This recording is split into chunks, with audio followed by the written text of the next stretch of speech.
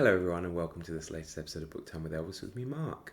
And this, I suppose, is a Dictember special. I'm going to talk a little bit about a short story I read, which was enjoyable. Not great, but it was enjoyable enough, to while away a rainy Sunday afternoon.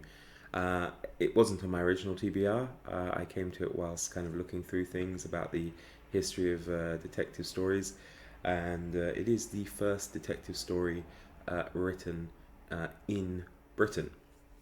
So we had last week the Murders at the Rue Morgue, or in the Rue Morgue, by Edgar Allan Poe, which is seen as the first kind of modern detective story. And then this is the first British detective story, which kind of follows pretty hot on the heels of of uh, Edgar Allan Poe. I mean to say. So yeah, it's called One Night in a Gaming House, and it's by an author called Waters. Waters is a pseudonym. It's a pseudonym for a gentleman called William Russell.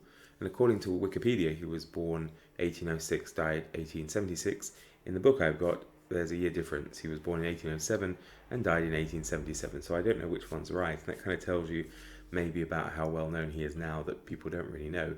But he was surprisingly prolific. As I say, he wrote his detective stories, the first real detective stories in Britain, under this pseudonym Waters. He did also write nautical adventures under the pseudonym Lieutenant Warneford, R.N., and he also wrote legal stories as well. And he writes all these as if it's from his point of view.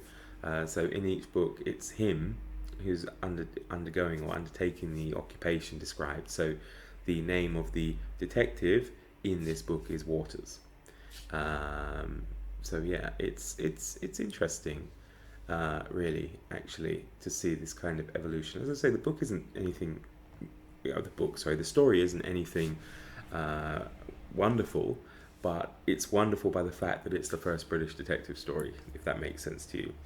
And it's kind of interesting, I suppose, that detective stories didn't exist prior to Poe and prior to Waters here.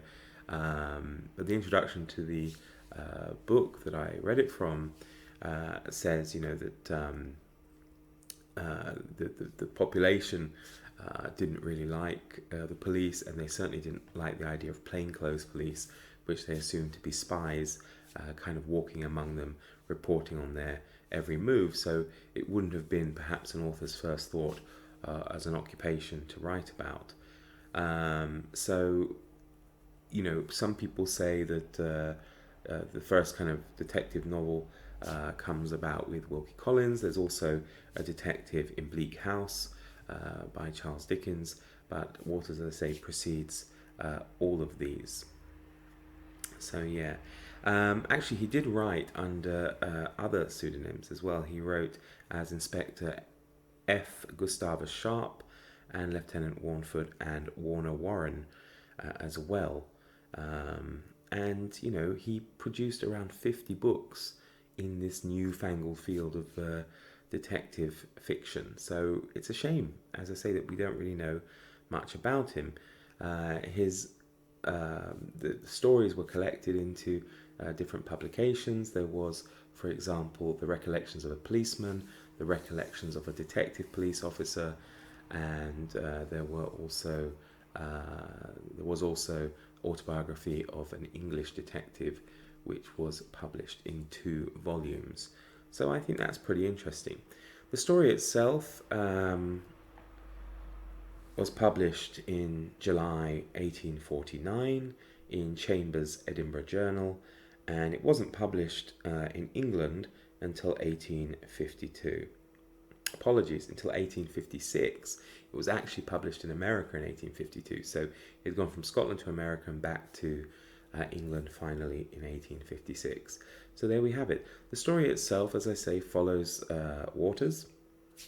And he is an outsider from the normal London beat. He's brought in because he has to go undercover as a plainclothes policeman to basically investigate an issue that's occurring with an aristocrat. This aristocrat, this aristocrat's mother, Lady Everton, is concerned about her son because he's got heavily into gambling, and he's mixing with rather not very nice characters from the underground.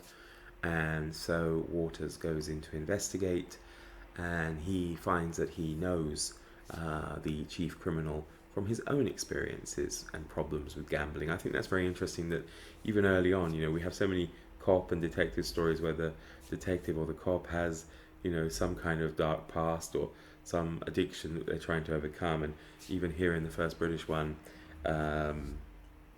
it's the same situation. So he had his own issues with gambling, though he is quite a wealthy person. He's not, a peasant, so to speak.